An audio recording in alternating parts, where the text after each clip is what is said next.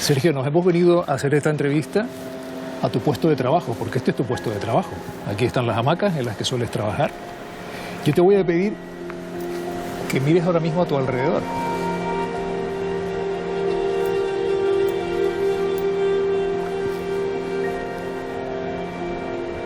Veo silencio, veo soledad y sobre todo lo que más veo y más siento es tristeza. Sin turismo exterior no van a poder subsistir ni abiertos, ni con pocos empleados, ni al 30, ni al 40, ni al 50%.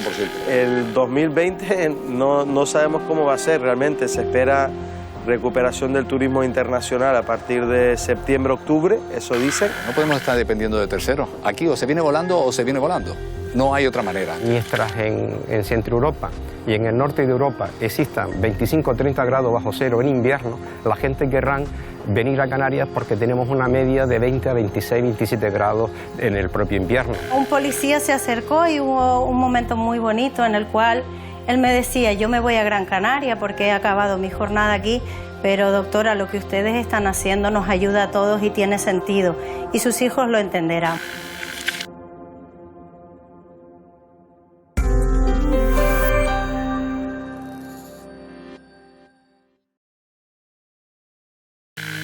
Y ahora, ¿cómo garantizamos que esto además es seguro? Esa es la gran pregunta, porque en este momento sabemos una cosa, que todo el mundo está en dificultad financiera. Y cuando cierra una fábrica de coches o amenaza de cerrar, se les protege para que no se pierdan los puestos de trabajo. Bueno, el turismo debería ser igual. Yo lucho mucho para poder abrir rápido, pero seguro, y para ver esto lleno de vida otra vez. Pienso que estamos aquí por algo, ¿no? Siempre hay alguien por quien luchar y yo en mi caso pues tengo un hijo y yo creo que eso también es lo que nos anima a seguir.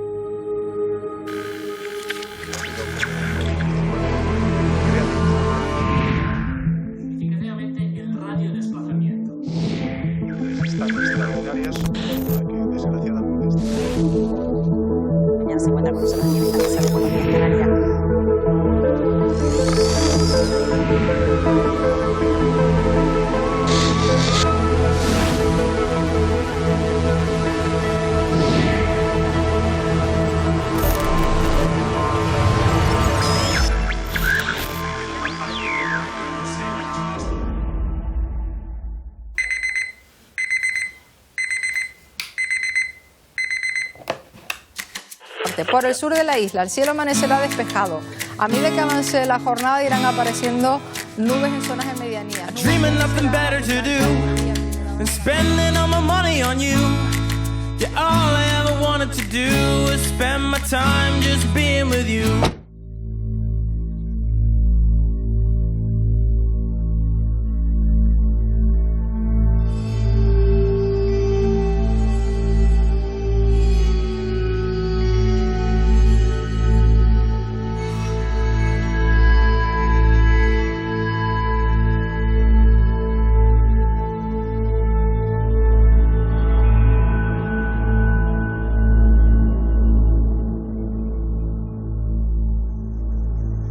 Sergio, si quitamos el año de la mili, en el sector de las hamacas llevas como unos 34 años, más o menos.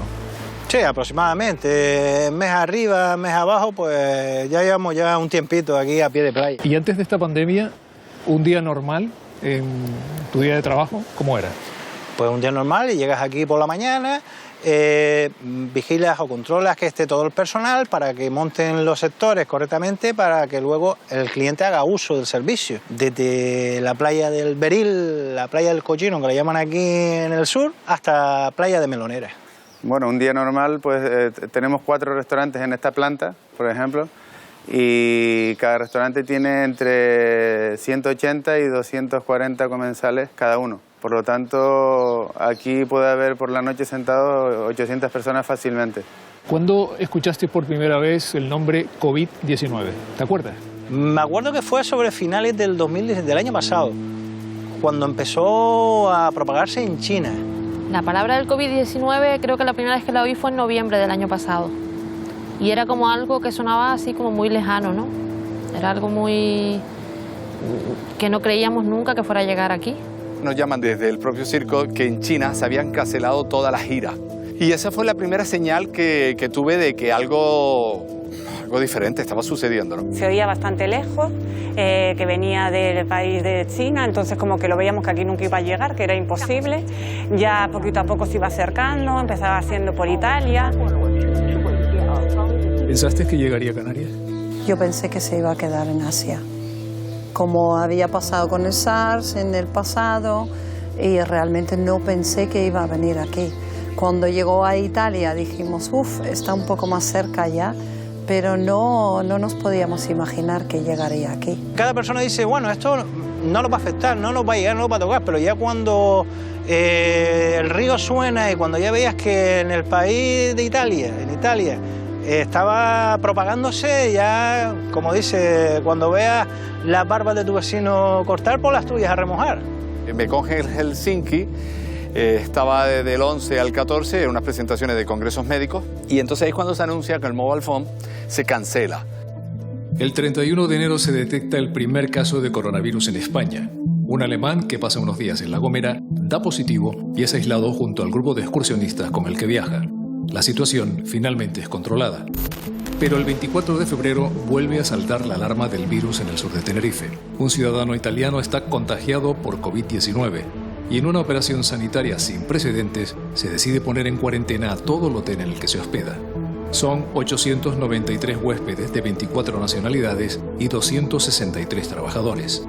Las imágenes de turistas aislados en el complejo dan la vuelta al mundo. Tachan la medida de exagerada, pero la situación de peligro es atajada por los servicios sanitarios de Canarias con rotundo éxito. En ese momento, la sensación en el país es de cierta tranquilidad y de control de las zonas de riesgo frente al virus. Se habla de algunos casos aislados. El 14 de marzo, el gobierno español decreta el estado de alarma. Acabo de comunicar al jefe del Estado la celebración mañana de un Consejo de Ministros extraordinario para decretar el estado de alarma en todo nuestro país, en toda España, durante los próximos 15 días. Cuando el hotel de Tenerife tuvo que entrar en cuarentena, fue cuando nos asustamos un poco, pero aún así dijimos, bueno, pues si esto se queda en pocos casos, lo vamos a sufrir, y de hecho lo hemos notado porque hubo clientes que ya no se atrevían a viajar y cancelaban su estancia, pero no pensamos en ningún momento que fuéramos a cerrar el destino. Clara Gironés, directora médica gerente de atención primaria de Tenerife, fue la responsable del operativo y la persona que mejor sabe lo que se vivió dentro del hotel. A las 5 de la tarde estábamos ya entrando en parejas al hotel con los traductores de dentro del hotel, porque había 24 nacionalidades, y habitación por habitación íbamos entregando un termómetro por habitación, una mascarilla por persona y dando instrucciones de permanecer dentro de las habitaciones, registrando síntomas de la enfermedad y temperaturas a las 8 y a las 18 horas. En el primer establecimiento que se clausuró, se puso en cuarentena completo, que fue un hotel en el sur de Tenerife. Un hotel pues con casi 1000 personas, que requería garantizar que no hubiese contagios dentro de él, identificar precozmente a aquellas personas que pudieran ser positivas, además de ese primer turista que sabíamos que ya había dado positivo para el COVID. Y bueno, pues esa fue la noche, ¿no? La noche del lunes a martes de carnaval, la noche en la cual supimos que había que empezar a actuar. Es el hotel del sur de Tenerife donde 1 millar de personas permanece bajo vigilancia tras haberse detectado un posible caso del coronavirus COVID-19 en uno de sus clientes. Los empleados y residentes en el hotel están siendo sometidos al protocolo establecido para saber si han sido contagiados. Pero creo que lo hicieron muy bien y realmente también creo que el gobierno de Canarias lo trató muy bien, y realmente pensábamos que cuando se fue solucionando que se iba a quedar un poco en eso, ¿no? Podría haber sido una hecatombe sanitaria, pero se reaccionó de forma que la gente ha destacado la seguridad que da un destino como Canarias para afrontar este tipo de situaciones. Y el 14 de marzo se decreta el estado de alarma. ¿Cómo reaccionaste cuando Cuando el gobierno te dice, el gobierno nos dice a todos, recoja y nos vamos a casa. ¿Cómo reaccionaste? Cuando llego aquí por la mañana y veo a todos los trabajadores aquí preocupados por lo que las noticias decían, pues la empresa se pone en contacto con el grupo gobierno, en este caso la alcaldesa, y dicen que no, que hay que recoger todas las hamacas, puesto de que aquí hay que cerrar el servicio a cal y canto. Realmente en mi caso no nos lo comunicaron. Nos dijeron, recojan todas las hamacas, apílelas, amontonen las hamacas y sombrillas y átelas con cadenas. Los días iban pasando y cuando llegó ese estado de alerta, mi jefe llegó y nos dijo que no nos preocupásemos, que íbamos a seguir trabajando, que íbamos a tener unos días para terminar todo lo que quedase y que íbamos a tener que empezar a coger vacaciones. Cerramos, pero lo que estoy cerrando es mi puesto de trabajo. Efectivamente. ¿Y entonces? Lo que se me pasó por la cabeza es decir, bueno, ¿y qué va a ser de nosotros ahora de aquí en adelante? ¿De qué vamos a comer?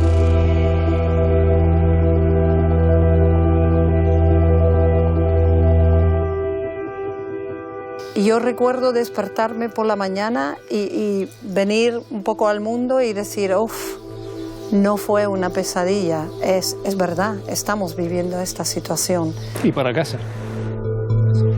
Y para casa, pero para casa, como quien dice, encerrado como los canarios en las aulas. Lo que para muchos era un descanso deseado, pues para mí se ha convertido en algo apoteósico. O sea, no esperaba que fuera tan duro, porque ha sido duro.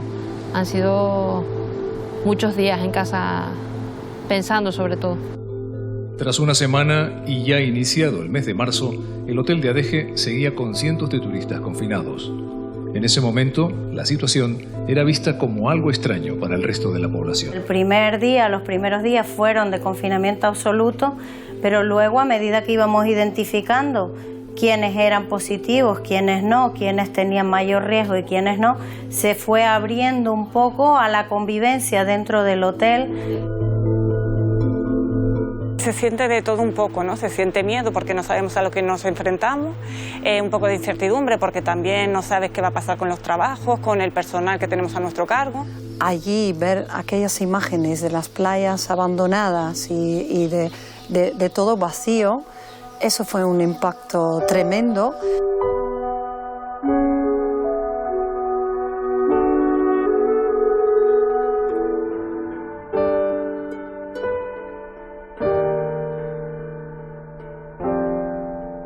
Señor Quisling, lleva usted más de la mitad de su vida en Canarias y eso significa que ha visto usted unas cuantas crisis en este país, en Europa, en general, pero ninguna como esta que estamos viviendo. Pues yo creo que el mundo no ha visto desde la Segunda Guerra Mundial algo parecido y dudo que en la Guerra Mundial todos los países estaban afectados. Pero hoy está todo el mundo afectado. A mi padre, a mi abuelo, que también lo decía, dice, ustedes sigan plantando bloques, sigan plantando hoteles, sigan plantando apartamentos, que algún día de eso no vamos a comer, decían ellos. Y efectivamente, yo nunca pensé que fuera por un virus, yo a lo mejor pensé que fuera por un bloqueo, por una guerra, pero bueno, entre comillas, pues esto ha sido la Tercera Guerra Mundial. Cuando usted oyó hablar de COVID la primera vez, ¿pensó que acabaría afectando a Canarias? ¿A qué va? Para mí Canarias es siempre algo que está fuera de todo. Por ejemplo, cuando hablamos de una bomba atómica, ¿quién va a echar una bomba atómica a las Islas Canarias? Hay lugares mucho más interesantes. Y yo podría haberme imaginado que también por un acto terrorista o algo se para el turismo aquí en las islas. Llegar a un punto de turismo cero global, yo creo que nadie se lo planteó, nadie pensaba que el bichito era capaz de parar la aviación y nadie pensaba que los turistas iban a desaparecer como han desaparecido. Yo me entero a las 9 de la mañana y ya estaba todo el personal trabajando. Y pasé de desmontar cocina, comida, cámaras, productos, paralizar pedidos de mercancía y demás, de ahora para ahora. Yo pensé que esto se va a cerrar 15 días o algo así. Yo nunca he pensado que yo 8 o 10 semanas después yo estoy sentado aquí y tengo todavía 5 semanas por delante. Hay un símil que a mí me gusta mucho, que es como esto que está sucediendo, o la economía en general, es como si fuese un avión con 3 motores. O sea, hay un motor que es la parte pública, hay un motor que es la parte privada, familias y consumo, y hay un tercer motor que es la parte de balanza comercial, exportaciones e importaciones. En la medida de que uno de los motores, en este caso el motor de la parte pública, sea capaz de inyectar inversión y sea capaz de inyectar dinero para que la parte del otro motor, en este caso la parte privada y la parte de consumo de las personas, se pueda ir moviendo, yo creo que podemos ir saliendo. La sensación es difícil de describir, pero es un vacío tremendo, porque no saber qué va a pasar con las personas que trabajamos en la empresa, porque aquí estamos hablando de 750 personas en la empresa. Se nos está viniendo la ola encima de todos los pagos y prácticamente a base de créditos y a largo plazo va a ser una cosa inviable. O sea, estamos hablando ya que si esto va para final de año se va a sufrir muchísimo aquí en el sur. El cómo se va a regir a partir de ahora, quién va a pagar las nóminas, cómo nos vamos a organizar. El gobierno nos obligaba a cerrar y entonces ahí es cuando empieza la odisea particular, la mía. Como era la primera vez, uno no sabe ni dónde está. Es verdad que las primeras semanas fue lo más difícil porque piensas en el trabajo, qué pasará, qué no pasará, en tu familia, en tus hijos, en que si sales a la calle te puedes contagiar. Vi a Pedro Sánchez hablando, diciendo que iban a cerrar los colegios, donde empecé un poco, esto va siendo muy serio, ¿no? Yo soy eventual, me pillo en un contrato de prueba, mis días de prueba, en mi mes de prueba, y faltando 3 días creo para poder cobrar paro, lo que es paro, no ayuda sino paro, y de repente mi jefe, que había cuadrado conmigo el dejarme trabajando para cubrir servicios mínimos, decide que porque no me va a poder tener 6 meses después de que esto pase, me va a parar. Entonces al final son un cúmulo de sentimientos que tienes que empezar a gestionarlos y ser positiva, porque si no te vienes abajo, y ahora mismo creo que es lo menos que podemos hacer.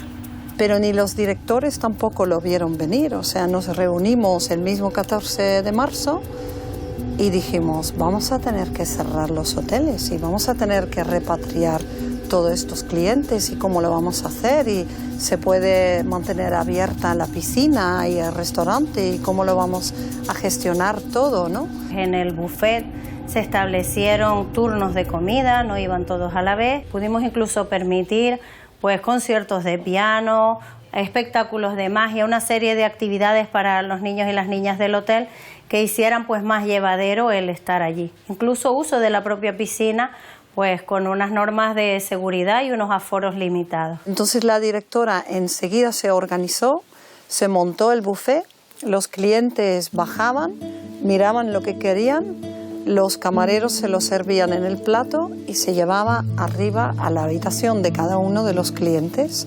Y luego cuando terminaba el servicio, los clientes se ponían en los balcones a aplaudir al personal, y fue tan emocionante para todos que ha sido muy impactante. En mi caso, por ejemplo, yo hablo inglés y es verdad que tengo mejor conexión con los clientes que a lo mejor alguna compañera. Y en estos días de confinamiento quedaban clientes todavía alojados. Y es verdad que sí me mostraban su preocupación. De hecho, piensen ustedes que para la salida del hotel hubo que hacer PCR 24 horas previas a los vuelos a más de 800 personas, y nos venían validados los resultados para poder dar el ok y los informes de vuelo, los informes de apto para volar.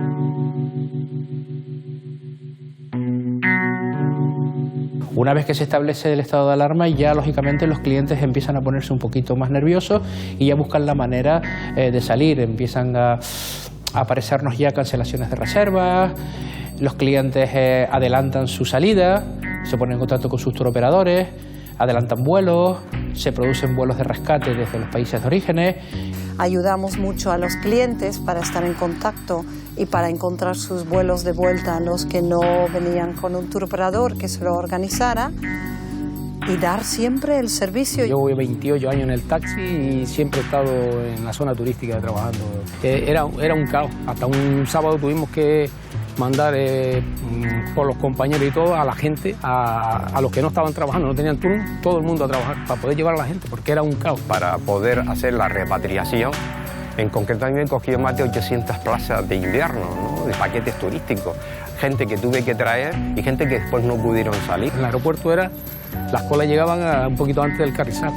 Como no podíamos llevar de dos en dos, era de uno en uno y era, ¿me entiendes? No había coche ni aún así, cuando vinieron todos, aún así se formaba la cola. Fíjense que todo el mundo quería salir, porque los consulados decían, el avión tiene que salir, tenían que salir todos enseguida. Entonces, claro, se formó una que no quiero ni acordarme. Nos llegaron 3 parejas del País Vasco, otra de Italia y otra de Francia. Entonces yo personalmente llamé al presidente del Cabildo y le dije que por qué no cerraba ya los aeropuertos, visto lo que estaba habiendo ya en toda Europa y en China, ¿no? Entonces dice, no, bueno, vamos a ver cuándo se cierra. Bueno, pues esto fue el 14, el 17 ya estaba cerrado y yo tuve que tener aquí a esos clientes pues como 15 días, pues aquí alojados hasta que se le pudo buscar un vuelo. En algunos países como Reino Unido pues les pidieron una cuarentena posterior y la verdad que lo que nos vino del embajador fue un agradecimiento y una felicitación por la gestión que se había hecho en Canarias con todos sus ciudadanos en el hotel. Parece ser que la única preocupación es realmente repatriar a los turistas que estaban en Canarias. Pero nosotros teníamos muchísimos canarios fuera que nos la tuvimos que ingeniar, es decir, ahí no podíamos perder el tiempo y además no vamos a pedir permiso ni vas a hacer un escrito que sabes que no te van a contestar en tiempo y forma y que los aeropuertos en el extranjero se iban cerrando. El día 13 de marzo de 2020 había más de 350.000 turistas en Canarias. Una semana después salen de las islas 262.000 visitantes, dejando vacíos los hoteles y apartamentos del archipiélago antes del 26 de marzo. El turismo en Canarias se queda huérfano de extranjeros de un momento a otro, llegando a un cero turístico histórico que no se había conocido desde la Segunda Guerra Mundial. La situación amenaza 165.000 empleos y el 35% del Producto Interior Bruto del archipiélago.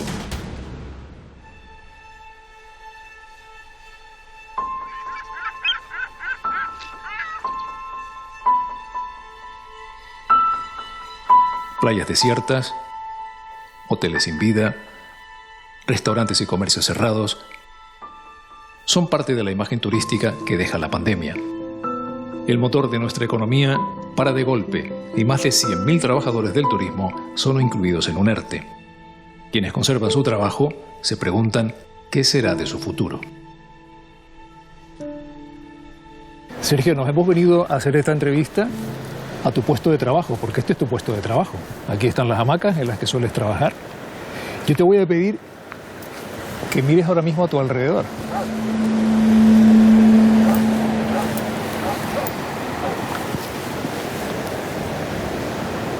¿Qué ves? Veo silencio, veo soledad y sobre todo lo que más veo y más siento es tristeza en ver la playa así.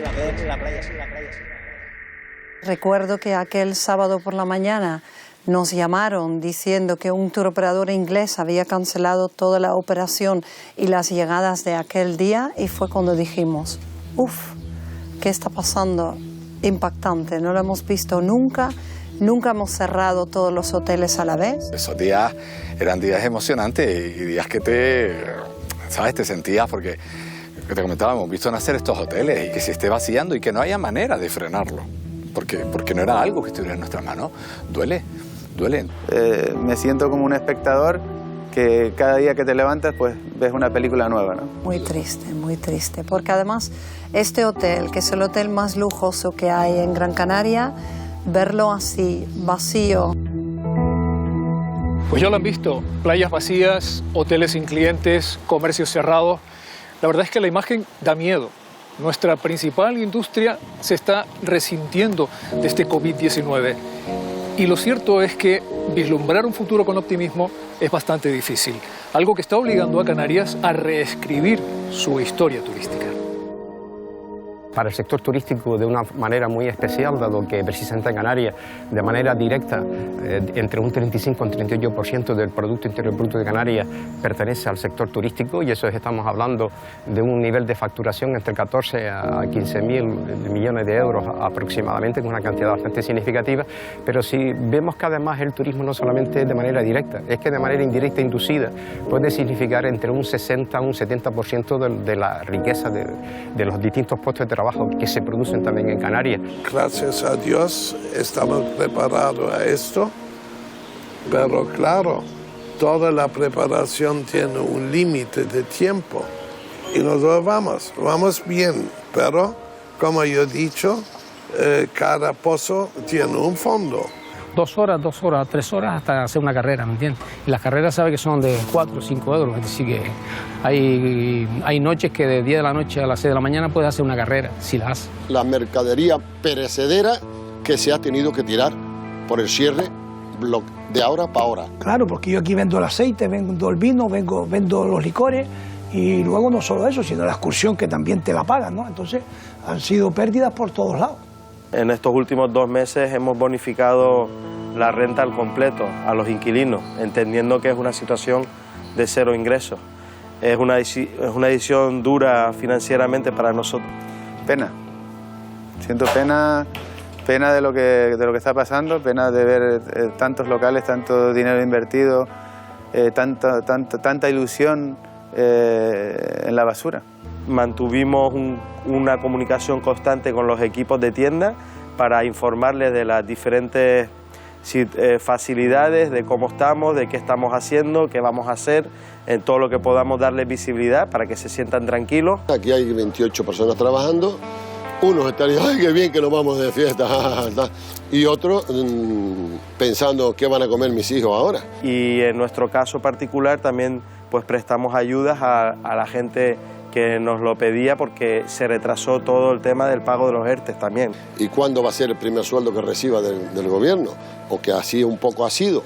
No estoy buscando culpables, pero sí lo duro que lo han tenido que pasar encerrados en un piso, que hay personas que cobran 1.300 euros, tienen 3 hijos que comen en el colegio y a partir de ese día empezaron a comer en casa sin recursos. El 100% de las agencias de viaje de Canarias están sometidas a los ERTE y luego ya pasaremos al ERE, ¿no? Cuando todo esto empezó, al principio usted tuvo miedo de lo que venía. Digo no, por en salud, un momento a mí me entra el miedo poco a poco, todavía no la tengo, pero nota que está a la puerta, algo está por allá que me dice, oye, tú también tienes tus límites. Yo tengo 250 pingüinos. Cada uno de esos como 1 kilo de pescado al día. Yo tengo a los delfines, que tenemos 11 delfines, cada uno 8 kilos. Yo tengo a 7 orcas, que el grande como 60 kilos, el más pequeño 20, cogemos un medio de 40. Lo que estamos viviendo ahora, de durar 3 meses más, no quiero ni pensar lo que pudiera pasar, porque la economía está en el movimiento de unos con otros, el otro con el uno, y las hortalizas crecen, no esperan por nadie, los cabritos se hacen cabra. Ves que no van a ser 2 meses o que no van a ser 3 meses, que a lo mejor va a ser muchísimo más largo y que a lo mejor esta nueva normalidad la vamos a tener que llevar durante mucho tiempo. Yo creo que eso es lo que yo personalmente llevo peor. Tuve la iniciativa de crear un grupo de trabajo entre aquellas agencias de viaje de Canarias que más facturación tenemos. Entonces, ¿por qué? Porque íbamos a tener el mismo problema. Somos competidoras en el mercado, pero ahora se trataba que tenemos un mismo problema, tenemos que resolverlo, porque cuando acabe todo esto vamos a seguir siendo competidoras en el mercado, pero con auténtica dignidad. Es decir, tenemos un problema común y lo que tenemos que hacer nosotros es unirnos. Yo lucho mucho para poder abrir rápido, pero seguro, y para ver esto lleno de vida otra vez. Primero la salud, garantizarla. Y siguiente, a continuación, tenéis que luchar por la economía, porque la economía significa estómago lleno, caras alegres, gente sana, saludable. Y yo creo que nunca nuestras vidas van a ser del todo como antes. Yo creo que nuestro comportamiento va a cambiar, pero sí espero mucho que dentro de un tiempo, cuando haya medicamentos, cuando haya vacuna, no será del todo como antes, pero más normal, y nos podemos abrazar y besar otra vez y estar más cerca, ¿no?, unos de otros. Y tenemos realmente casi todo el sector turístico asignado en lo que son ciudades turísticas. Y en esas ciudades turísticas, que todo el mundo conocemos dónde están y cuáles son las que aglutinan prácticamente más del 80% de las camas hoteleras. Francamente, tengo miedo que eso tiene consecuencias futuros que pueden durar muchos años a repararse. Hay un grupo de personas que tienen mucho miedo y que desde luego no van a viajar. Pero también confío mucho en que hay otro grupo de clientes, y lo sabemos porque nos comunicamos mucho con nuestros clientes, que dicen nada más que se pueda volar de forma segura, yo me voy a Gran Canaria o a Lanzarote o a Mallorca o a España, ¿no?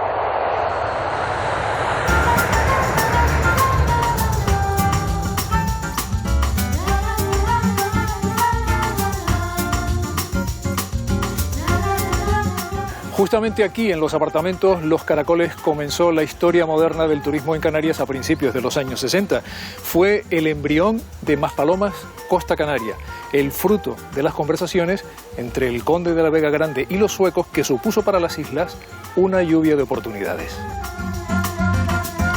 Don Alejandro del Castillo, el conde de la Vega Grande, él es el verdadero actor de esta película llamada Maspalomas Costa Canaria.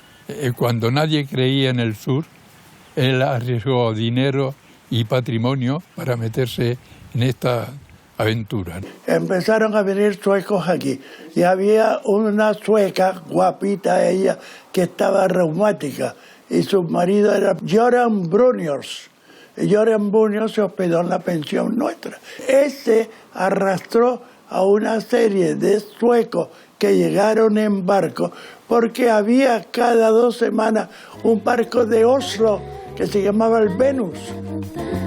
Gracias en el caso de Gran Canaria, a la familia Condal, y gracias a Santiago Puig y Noelia en el sur de Tenerife, en el referente turístico y en el gran polo de atracción turística de Europa.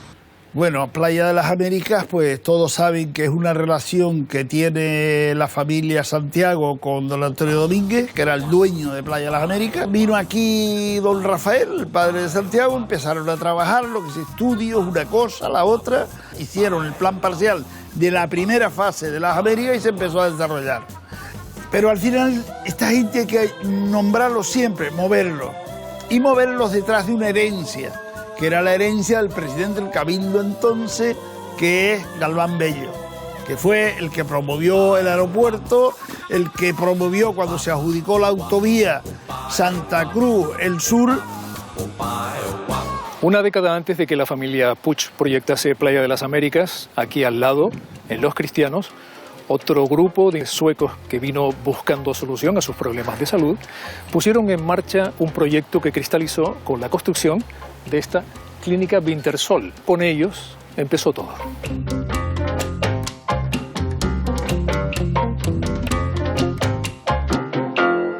Y aquí aparecen en los años 50, en el sur de Tenerife, un grupo de enfermos con movilidad reducida que encuentran en las playas del sur de Tenerife, en Arona, esas horas de oro, como ellos llamaban, que les permiten no solo disfrutar de la naturaleza en pleno invierno, sino además, en muchos casos, recuperar parte de la movilidad. Entraban en el agua cogidos de los brazos y salían andando apoyados en sus bastones. Y ahí empezó el turismo sueco a venir aquí, con Don Benito, Cale y Alfonso.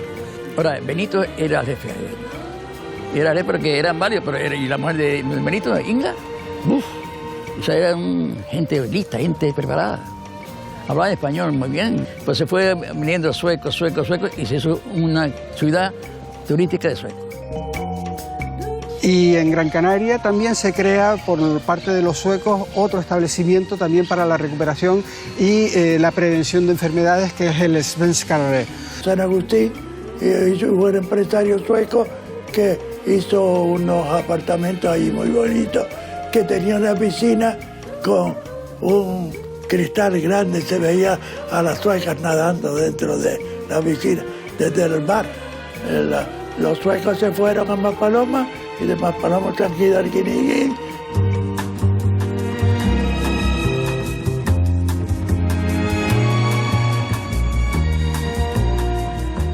El turismo en Canarias ha sido la locomotora económica del archipiélago a partir del boom turístico que se dio en los años 60 y 70 del siglo pasado en la zona de Maspalomas, en Gran Canaria, y en los 80 en el sur de Tenerife, Lanzarote y Fuerteventura. Desde entonces, el turismo en las islas no ha parado de crecer, alcanzando a todo el archipiélago. Canarias recibió más de 13 millones de turistas en 2019. El inicio del turismo en el archipiélago se remonta a los años 80 del siglo XIX, cuando los científicos y médicos europeos señalaron a las islas en el mapa como lugar ideal para la recuperación de enfermedades debido a su buen clima. Santa Cruz de Tenerife, el Puerto de la Cruz, Las Palmas de Gran Canaria o Santa Brígida fueron destinos de estos primeros turistas enfermos de familias acomodadas. Desde entonces, Canarias ha vivido hasta 16 crisis turísticas debido a guerras mundiales, dictaduras, crisis económicas, epidemias y accidentes aéreos, y siempre ha salido de todas ellas recibiendo a más turistas en cada década. Es a finales del siglo XIX y comienzos del siglo XX cuando se desarrolla en Canarias el turismo de salud para atender a los que llamaban los inválidos. Esto dio lugar a la aparición de los grandes hoteles tipo palaciego en el norte de Tenerife, en el Puerto de la Cruz, y posteriormente en Las Palmas de Gran Canaria, y era para esa gente que venía desahuciada porque la revolución industrial en Inglaterra, en Alemania, estaba provocando gravísimas enfermedades pulmonares, de piel. Mamé la leche que proporcionaban los clientes que venían en los barcos británicos, porque el hotel se llenaba de turismo británico los inviernos, pero sobre todo de enfermos que venían aquí porque eran enfermos del corazón o asmáticos, porque en Inglaterra en aquel entonces la calefacción se hacía a través de quemar carbón. Los vuelos eran más largos, el precio era mucho mayor. Siempre se nos ha calificado como el paraíso invernal de Europa. Nuestra temporada alta es desde octubre hasta marzo, que es cuando viene pues precisamente toda esa inmigración climática que llega desde el norte de Europa. Yo me marché a Maspalomas porque veía que Maspalomas era el porvenir. Un grupo de 8 amigos hicimos el primer hotel del sur, que fue el Folías. Entonces nos llamaron locos porque el turismo estaba en Las Palmas.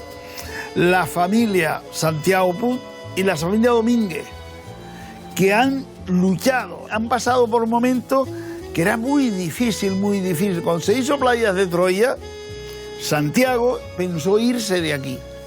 Pero claro, él tenía un compromiso con Tenerife. En los años 70 comienza lo que es el boom del turismo de masas, empieza a construirse en todos sitios, comienza también el desarrollo en las islas de Lanzarote y Fuerteventura. Llegar finlandeses, que en aquella época el finlandés, que fue uno de los primeros que empezaron a venir, el finlandés, el sueco y tal, ni nosotros hablábamos sueco ni ellos español. Y lo de hablar inglés, eso ha sido de 20 años para acá. Pedía una cerveza o un brandy o lo que sea y sacaban la mano llena de dinero y decía, cóbrate. Y tú cogías lo que te parecía, y a ellos les daba lo mismo lo que cogiera. Y encima cogían 2 monedas más y te las daban. Y te estaban dando francos suizos, que valía 78 pesetas, cuando la cerveza valía 10. En los años 80 ya entra en contradicción ese crecimiento. César Manrique lidera y promueve acciones en contra de la especulación, la masificación, la destrucción del paisaje. La primera fase, que fue San Agustín, y la segunda, que fue el Oasis, se mantienen perfectamente de densidad y es muy, muy agradable en esa zona. En cambio, lo que es Playa del Inglés y el Beril, aquello se desmadró por completo. Se producen pues las leyes de protección de la naturaleza, se produce el primer derribo de un hotel en medio de las dunas de Maspalomas. Se produce también el auge de un movimiento que lo que pretende es controlar el crecimiento.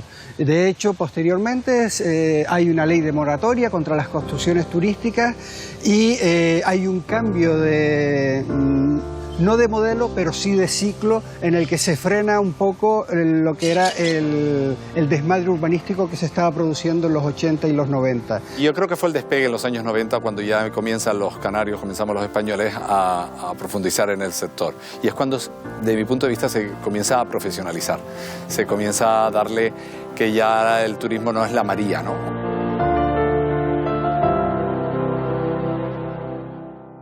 Fue en el año 2007-2009 la crisis de las hipotecas subprime en Estados Unidos y posteriormente la extensión de la crisis económica a todo el planeta, ¿no? Eso provocó que Canarias, por ejemplo, en el año 2009 estuviera a punto de cerrar y íbamos de caída en picado, ¿no? Pero vinieron las primaveras árabes y eso nos salvó de esa situación y desde entonces pues hemos vivido un crecimiento gracias a la inestabilidad en esos países. Nosotros hemos tenido varias crisis, fueron tristes crisis de tipo económico, ¿no?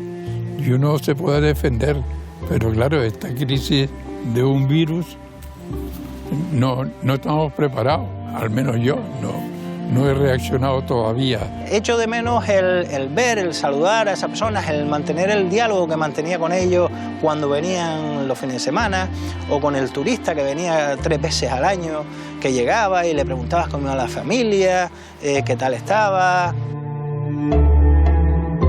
De aquí comemos todo, o sea, básicamente todo. Yo, tú, todos, comemos todo, de forma directa o de forma indirecta.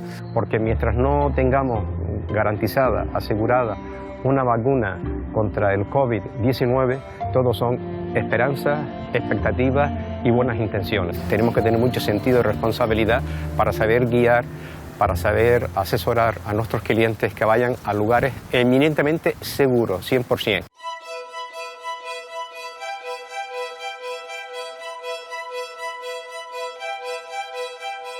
Mientras el mundo está inmerso en la carrera por conseguir la vacuna de la COVID-19 o medicamentos eficaces que reduzcan su mortalidad, la prevención se ha convertido en el arma más eficaz.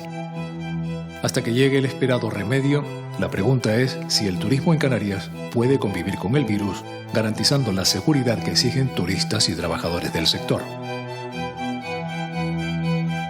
Algunos expertos apuntan a copiar casos de éxito. En Asia, islas como Taiwán, Japón o Singapur y la península de Corea del Sur han contenido el virus estando relativamente cerca de la ciudad china de Wuhan, foco de la pandemia. Sus experiencias con virus como el SARS o el MERS les hicieron desarrollar protocolos como el control de fiebres y testeos en puertos y aeropuertos o herramientas como censos y mapas de contagio para rastrear focos de virus y así aislar a los contagiados.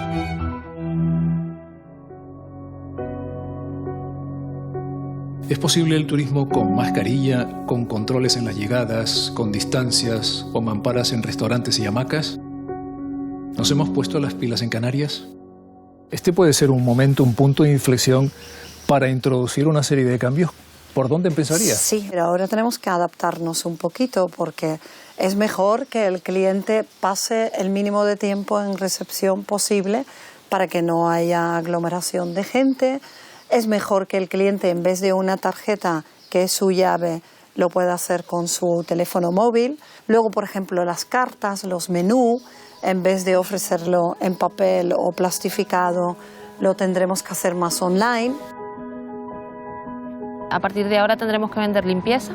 Será más exhaustiva que antes, tendremos que ser más concienzudas y tendremos que invertir todo lo que podamos y no vamos a poder hacer el mismo trabajo que antes. Nosotros tenemos una necesidad, unas medidas para tomar para la seguridad del cliente que representa un coste muy alto. Entonces yo creo que sería una tontería que realmente bajamos precios, luego va a cuenta de la seguridad que realmente podemos ofrecer al cliente. De 400 habitaciones solo puedan tener a lo mejor 200 clientes, ¿no? La gente tiene que concienciarse de que hay que seguir una serie de medidas, hay que seguir una serie de protocolos hasta que, digamos, que la pandemia vaya remitiendo. Esta pandemia no ha acabado con las infraestructuras disponibles, pero eso no quiere decir que las infraestructuras estuvieran en buen estado. Hay centros comerciales que estaban obsoletos, hay hoteles que han estado apurando al máximo la rentabilidad, ocupándolos, a pesar de que estaban ya presentando bastantes carencias y déficits estructurales, pero seguimos teniendo toda esa infraestructura. El 2020 no sabemos cómo va a ser realmente. Se espera recuperación del turismo internacional a partir de septiembre-octubre, eso dicen, pero todos los días se oyen noticias diferentes y no sabemos realmente si el primer avión está al caer, ¿no? Creo que este tiempo nos tiene que servir a todos para reflexionar y para ver hacia dónde queremos ir, ¿no? Yo creo que ahora mismo tenemos que tener un pensamiento más analítico y estratégico que otra cosa. El eje fundamental sobre el cual se va a construir el nuevo turismo van a ser las personas y un eje fundamental la parte de salud, la parte sanitaria. He tenido la facilidad de recuperar quizás un poquito antes que otros menos afortunados que se encuentran en centros comerciales, en zonas turísticas que solo trabajan con turismo, como puede ser Puerto Rico, Anexo 2, Caspa, Cita. Eso lo van a tener un poco más duro porque sin turismo exterior no van a poder subsistir ni abiertos, ni con pocos empleados, ni al 30, ni al 40, ni al 50%.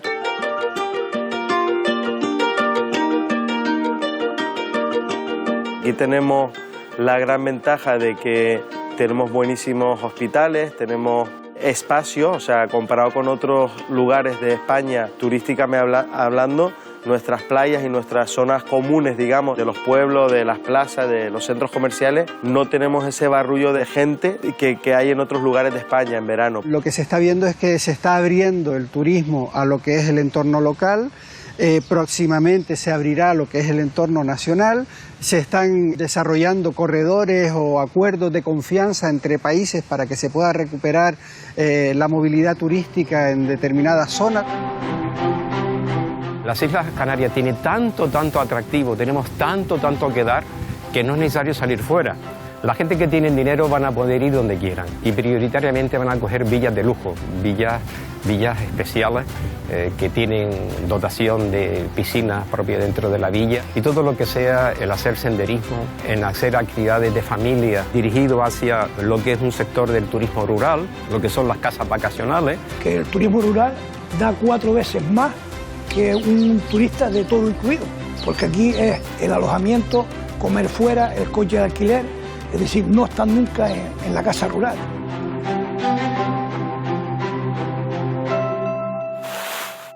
Dígame, en Europa, un lugar que tiene unos parques como lo tiene la isla de Tenerife o como tiene Canarias ahora con nuestro acuario allá. Puedes correr a través de toda Europa, no lo encuentras.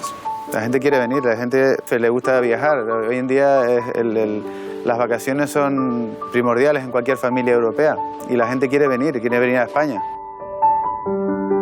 Nuestro mercado principal hoy en día es el mercado UK.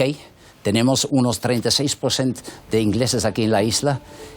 Hoy en día yo diría que UK está en el nivel de España hace 2 meses. Entonces yo quiero abrir los aeropuertos, los aviones para ese mercado, nos pueden contagiar, podemos correr el riesgo que a lo mejor nos van a cerrar otra vez los hoteles. Prácticamente tenemos las casas disponibles para recibir clientes.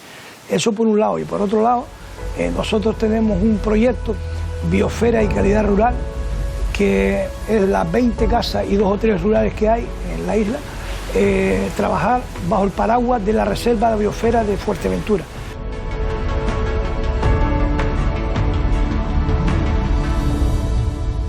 La restauración lo ve casi peor que nosotros, yo creo. Lo está viendo peor porque, claro, tienen todos los trabajadores en el ERTE. Cuando empecemos a recibir turistas, creo que va a ser lo peor para nosotros. Imagínense que en julio empezáramos a recibir algunos clientes. Esto puede llegar hasta fin de año para para empezar a llegar a un 70% del turismo que teníamos. ¿Qué te da más miedo de todo esto?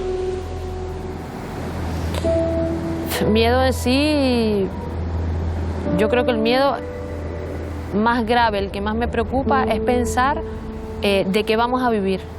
Si acaba de empezar la pandemia y ya estamos mal, ya hay gente pasándolo muy mal, en mi caso, porque siendo familia monomarental, teniendo un hijo a cargo, pues es en lo primero que uno piensa, ¿no? Nosotros tenemos, para abrir el parque, tenemos ahora un coste que sea inmenso, el coste nuestro. Pero si encima de ese coste abrimos ahora las puertas, necesitamos cajeras, necesitamos más jardineras, necesitamos más personal de limpieza, necesitamos camareros. Y si abrimos y cogemos una vez el caso que entran al día 20 aviones. 20 aviones cada uno que tiene 150 personas. Eso serían 3.000 personas que entran aquí en la isla. Y yo tengo de estos un 30%. Entonces yo tengo aquí unos 900 personas. Con estos no puedo yo pagar nada. Yo necesito al menos 1.500 personas para cubrir la diferencia de lo que cuesta de reabrirlo. Obviamente no vamos a tener un turismo tal cual lo conocíamos antes del 13 de marzo, sino nos vamos a enfrentar a una realidad turística totalmente nueva, una realidad turística que va a enfrentar pues, unos retos y unos desafíos muy importantes. ¿Cuántas gentes están dispuestas de sentarse en un avión, volar encerrado 4 horas para llegar a una isla donde se dice es seguro, pero tampoco lo saben? Y llegan en un hotel que está prácticamente vacío. Ya la gente intentará separarse más, ya no es los típicos grupos de niños que jugaban juntos, que se tiraban unos arriba de otros en el agua. Ya esa normalidad, igual que la normalidad de las hamacas, en los sectores de hamacas, una vez que los volvamos a poner en funcionamiento, no va a ser la misma. Nosotros somos una pequeña empresa y tenemos 600 trabajadores. Casi tiene la magnitud de cualquier fábrica de coches. Que se les ayuda y cuando cierra una fábrica de coches o amenaza de cerrar, se les protege para que no se pierdan los puestos de trabajo. Bueno, el turismo debería ser igual. Y si el turismo aquí en Tenerife se va a la quiebra, esto no sé qué vamos a hacer, porque volveremos otra vez a plantar papas y plátanos. ¿Y ahora cómo garantizamos que esto además es seguro? Esa es la gran pregunta. Porque en ese momento sabemos una cosa, que todo el mundo está en dificultad financiera. Las compañías aéreas, hasta la Lufthansa y la Iberia y todos estos, no pueden sobrevivir si no tienen un apoyo estatal. Es decir, el que no recibe este apoyo va a la bancarrota.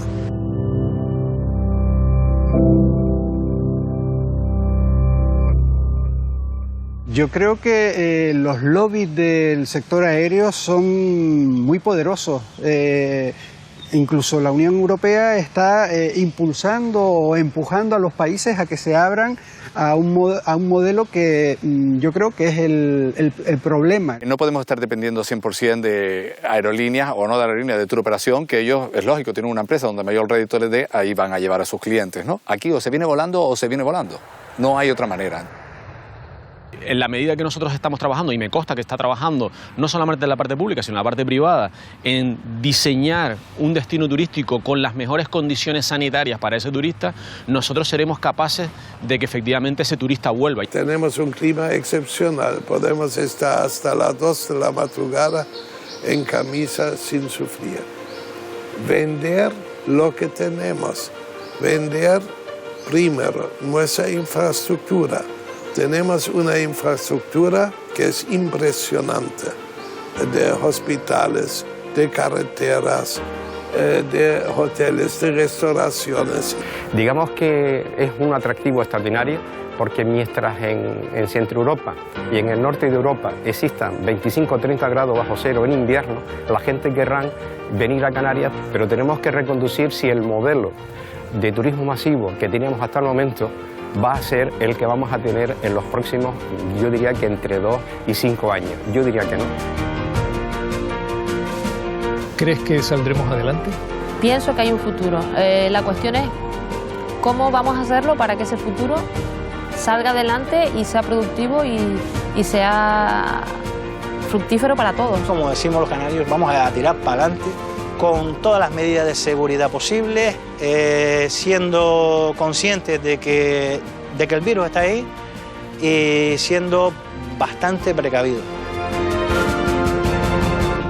Las agencias de viaje, los turoperadores, las instalaciones que no le dejan usar las piscinas ni los balnearios, lo van a tener más duro, más difícil y van a tardar más en recuperarse. Mi familia en casa, ¿no? Quizás sea el único refugio que tiene uno en estos momentos, ¿no? Porque fuera no tengo nada que hacer. No es lo que estamos pasando, sino lo que nos viene encima. Porque por el problema a lo mejor puede ser después, ¿me entiendes? Empezar de cero otra vez todo el mundo, ¿me entiendes? Va a ser muy complicado. Por supuesto que no va a ser fácil, ni va a ser para siempre, no. Estamos todos implicados en esta crisis, no hay beneficiados y perjudicados. Pienso que estamos aquí por algo, ¿no? Siempre hay alguien por quien luchar y yo en mi caso pues tengo un hijo y yo creo que eso también es lo que nos anima a seguir. Creo que es un año histórico y de la historia nunca nos tenemos que olvidar, entonces tenemos que sacar nuestro aprendizaje y el 2020 creo que también es un año donde vamos a construir algo nuevo desde una base diferente, pero lo vamos a conseguir con nuestra experiencia y nuestra profesionalidad y por supuesto nuestra positividad. Hubo un momento en el que yo personalmente me vine abajo, llevaba 10 días sin ver a mis 3 hijos, ¿no? Y bueno, un policía se acercó y hubo un momento muy bonito en el cual él me decía, yo me voy a Gran Canaria porque he acabado mi jornada aquí, pero doctora, lo que ustedes están haciendo nos ayuda a todos y tiene sentido, y sus hijos lo entenderán. Hay que ser muy resilientes, la industria turística lo es, hay que ser muy estratégicos y cada vez más, yo creo que en la industria turística en las islas hay gente muy capacitada para trabajar en un modelo muy robusto de soluciones. Y bueno, muchos momentos de hacer equipo, ¿no? De darnos cuenta de que la fuerza del equipo es la que permite llegar al objetivo y que cuando uno cae, pues el otro ayuda. Siempre digo lo mismo, o sea, una aeronave no puede estar volando todos los días. En algún momento tiene que parar, tiene que hacerse una buena revisión, tiene que repostar, tiene que limpiarse, tiene que sanearse y una vez estar lista para el vuelo, emprender otro recorrido. Yo creo que con toda la experiencia que tenemos aquí en Canarias y la profesionalidad y los servicios de nivel alto, el sistema sanitario de nivel alto que realmente está en el nivel del norte de Europa totalmente o incluso más alto, yo creo que sí, que vamos a salir adelante. Yo volvería a releer, a repensar lo que decía César Manrique, ¿no? Que nosotros teníamos que apostar por un destino, llamémosle de élite. Vamos a salir de esta, vamos a salir todos y como me gusta decir, el sol volverá a brillar. Canarias siempre sale. Eso no tiene ninguna duda. Para mí Canarias es el país de las maravillas porque todo lo hemos pasado, todo lo hemos conseguido. Siempre va el barco por delante. Yo no dudo ni un momento que esta vez también salemos. Te voy a entregar unas tarjetas con unas palabras que describen lo que estamos viviendo. Y de todas ellas, que te quedes con una. Bueno, aquí tenemos dudas, creo que no. Con la que no me quedo es con pesimismo. Me quedo con esta. Con la que sí me voy a quedar es con esta. Mucho antes de la primera crisis turística, ingleses y holandeses trataron de invadir las islas. Pero vencimos los canarios. Hubo tiempos de saqueo de piratas y de incendios provocados. Hubo tiempos de cólera y enfermedades. Nuestros tatarabuelos enterrando a sus propios hermanos. Hubo tiempos de dictadura, de guerras, de hambre, de miseria, que arrasaron con todo. Menos con la sonrisa de nuestras abuelas. Hubo tiempos de meterse en un barco con destino a ningún lugar de América y de lágrimas cada vez que se hacía una maleta. Hubo tiempos de ojos rayados, nudos en la garganta y de amores truncados, porque la vida, cada cierto tiempo, nos da ese gran golpe y nos deja cao. Pero de todos y cada uno de esos tiempos hemos salido reforzados. Canarias cicatriza de todos los zarpazos. Volveremos a no entender los idiomas que escuchamos, a chaporrear inglés y a llevarlos de la mano en busca de ese hotel, calle o playa, despistados. Porque Canarias son sus rincones y se nos pierden los guiris por todos lados. Volverán los aviones a posarse sobre las pistas, volverán a los comercios los desfiles de turistas, volverán esos empleos que nuestra gente siempre hizo. Porque juntos y entre todos reconstruiremos el paraíso.